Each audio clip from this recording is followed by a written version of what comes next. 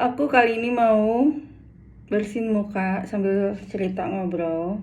Tadi dining conversation kita malam ini itu topiknya tentang how to make friends. Karena anak kita yang kedua yang anaknya kelihatannya supel dan rame, bisa ngidupin suasana pun di situasi sekolah yang baru, ternyata bisa juga dia merasa agak canggung. Terus masih nanya juga kayak kita gimana sih caranya untuk make friends gitu. Karena ya maklum kalau di situasi atau sekolah baru kan pastinya perlu adaptasi ya kan. Dan kita nggak bisa juga ngarepin anak-anak kita dengan mudahnya dalam waktu ini kan baru seminggu ya, baru seminggu masuk tuh udah langsung punya banyak teman kayak gitu. Even untuk ukuran anakku yang kedua itu kan dia kan bisa ngidupin suasana gitu ya, kelihatannya supel. Tetap waktu masuk sekolah baru pun ya ada juga dia kebingungannya gitu ya. Nah, tadi waktu kita ngobrol sambil makan seperti biasa, itu kita sama-sama saling sharing waktu dulu itu kita kayak gimana, terus apa aja usaha-usaha yang kita lakukan untuk bisa akhirnya make friends with new people in our new surroundings gitu. Karena jujur aja waktu aku seusia dia pun aku tidak sesupel dia juga gitu. Aku juga masih bingung caranya how to make friends, kayak not automatically that supel gitu loh. Aku belajar banyak dari sahabatku Deta, yang mana dia itu kan extrovert banget. Jadi seperti yang tadi suamiku bilang, tau nggak rahasianya? Kamu kayak semut, tiap kali ketemu tiap kali ketemu orang say hi gitu. Dan itu exactly yang sahabat aku Deta itu lakukan waktu aku pertama kali temenan sama dia tuh. Aku kaget banget gitu loh, kok bisa ya dia jalan 100 meter aja dia menyapa semua orang dan sama semua orang bisa akrab gitu. Sementara aku kalau jalan ya udah lewat aja paling permisi gitu kan, permisi gitu. Nggak pernah tuh aku ngajak secara random ngajak orang ngobrol gitu, nggak pernah, karena mamaku juga nggak pernah kayak gitu. Kayak ya udah permisi aja gitu kan. Mamaku juga nggak chat banget orangnya. Papaku sih yang lebih socialize, lebih extrovert. Papaku sama kayak kakakku sama-sama extrovert gitu. Nah, jadi tadi kita kasih beberapa tips. Oh, terus itu baru aku ya. Jadi kan kita merunut dulu dong nih. Orang tuanya dulu waktu seumur anakku itu seperti apa. Well, buat aku sih anakku udah kemajuan daripada aku yang waktu seumur dia memang juga masih belum terlalu bisa make friends. Karena aku baru ketemu sama sahabat aku Deta yang extrovert itu tadi waktu aku usianya 16 tahun dan anakku sekarang baru usia 15 tahun gitu ya. Jadi waktu dulu tuh aku beneran gak ngerti gimana sih caranya berteman. Make friends itu kayak ya udah temanku dulu sedikit kayak ya nggak paham aja gitu, nggak terlalu luas lah dalam dunia pergaulan gitu. Terus setelah aku bersahabat dengan Deta itu baru aku belajar. Nah anyway, itu baru dari sisi aku. Terus dari sisi papanya dong. Dari sisi papanya sebenarnya lebih gawat lagi sih. Jadi kan untungnya aku udah ketemu Deta ya, usia aku 16 tahun. Nah papanya itu waktu jadi dia tuh emang kan dulu sekolahnya juga pindah-pindah sih, ada faktor itunya juga. Jadi makanya sama temen tuh nggak lama gitu, nggak ada tuh dia yang sahabatan banget dari dulu tuh. Hanya saya syukur paling teman-teman kuliahnya itu pun ya sangat low maintenance gitu. Paling ketemuannya belum tentu setahun sekali juga gitu. Nah intinya papanya dedinya itu which is suamiku itu dia sampai kuliah tuh saking dia introvertnya. Jadi kalau kalau ada yang ngajak makan gitu ya, pernah diajak makan nih cewek cantik gitu, terus ngajak dia makan, ke kantin bareng yuk gitu kan. Terus dengan lempengnya suamiku tuh jawabnya gini, ntar kalau gue udah selesai makan gue harus tungguin lo dong. Jadi dia sama sekali gak ngerti konsep kalau yang namanya makan bareng itu adalah bersosialisasi, intinya adalah ngobrol gitu loh, bukan soal cepet-cepetan siapa yang duluan makan selesai, siapa harus nungguin siapa, kayak gitu dia nggak ngerti konsep berteman tuh.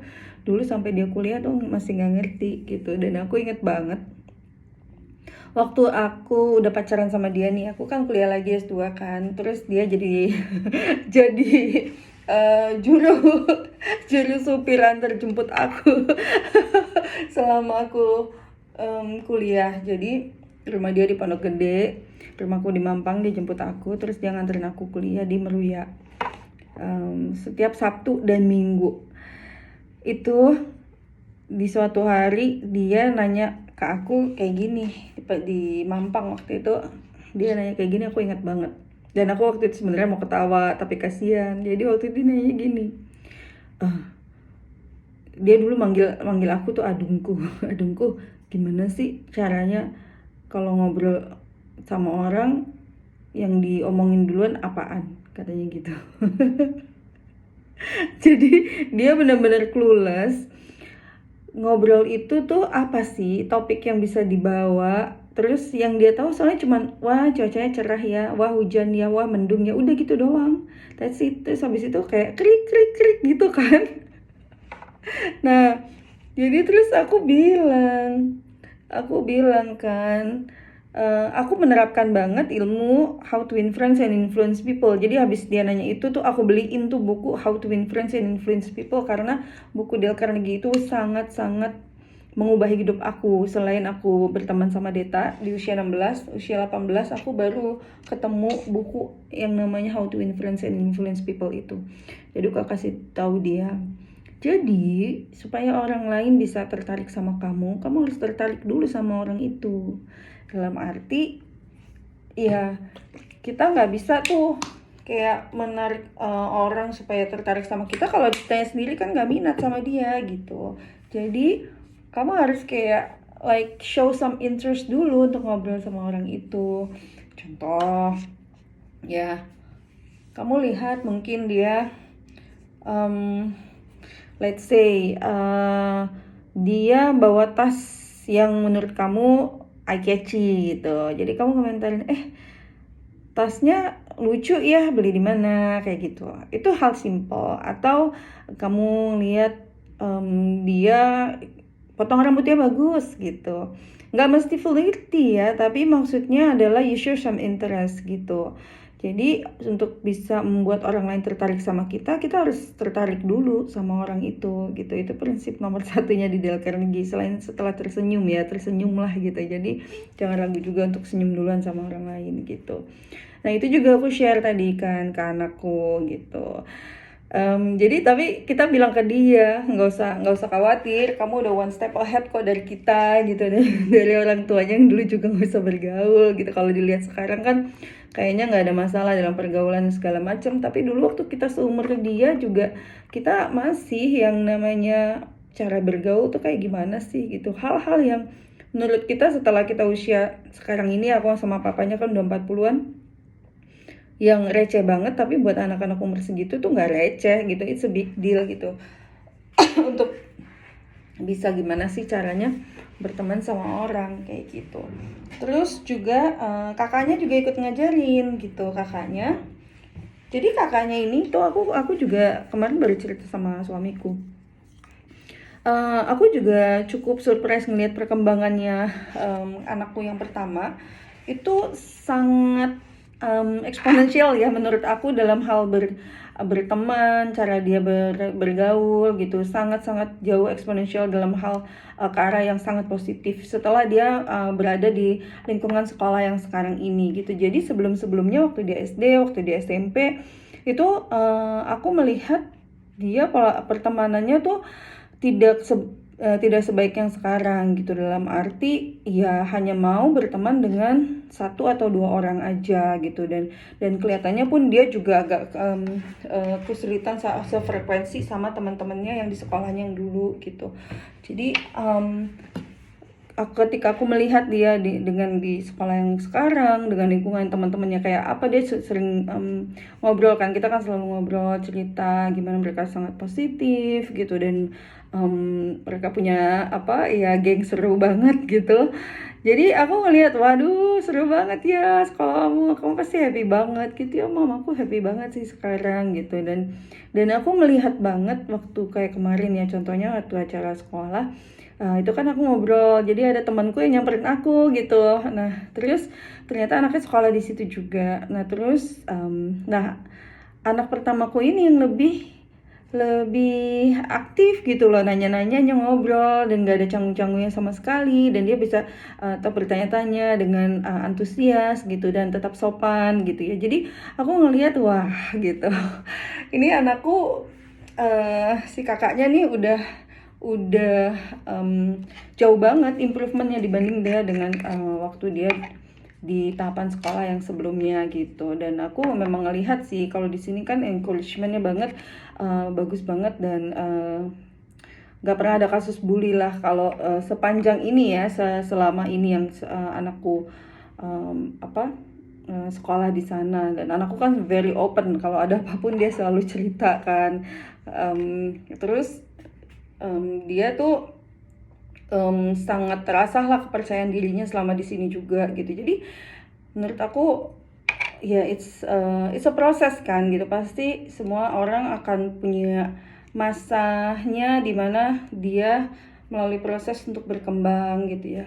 Nah, aku bilang sama anak keduaku juga, iya, ini ada prosesnya. Justru di masa-masa sekarang ini, dimana kamu baru masuk, kan sekarang baru aja 1 minggu ya masuk, itu masa-masanya memang kamu ya kenalan dengan sebanyak-banyaknya orang gitu. Jadi jangan canggung juga gitu. Kalau grogi, ya kamu bisa joking gitu kan, terus santai aja ngobrol bareng sama kayak kita kalau lagi makan gini. Karena aku tanyain, kamu makan sama siapa, dibilang makan sendiri gitu. Lo kan malah sendiri gitu kan. Ya karena kan aku bawa bekal, lo kan bawa bekal juga bisa makannya di kantin.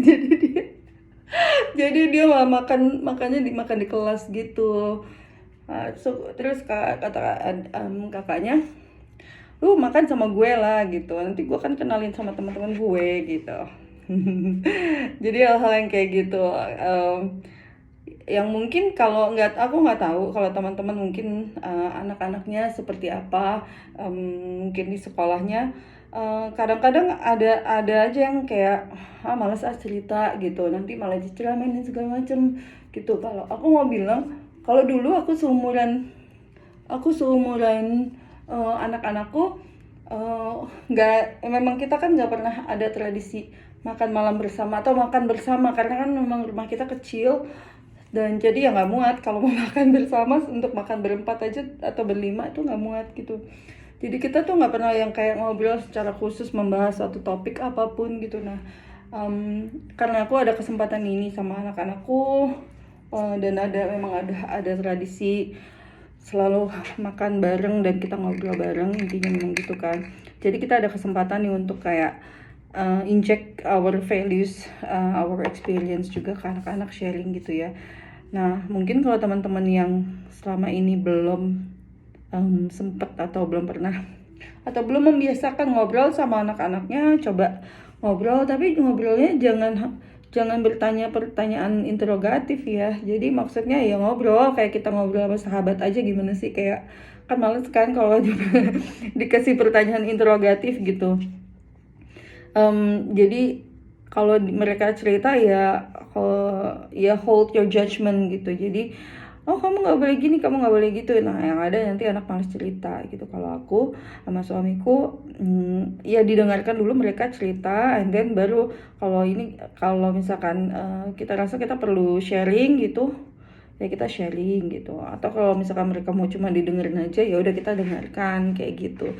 Nah, karena tadi dia nanya gimana sih caranya, nah baru tuh karena kalau dia nanya gimana sih, berarti kan dia minta pendapat kita atau pingin kita sharing kan gitu. Jadi itu berarti tandanya she's ready to learn gitu. Jadi kalau aku prinsipnya, tahu kan pernah dengar peribahasa the teacher show up when the student is ready.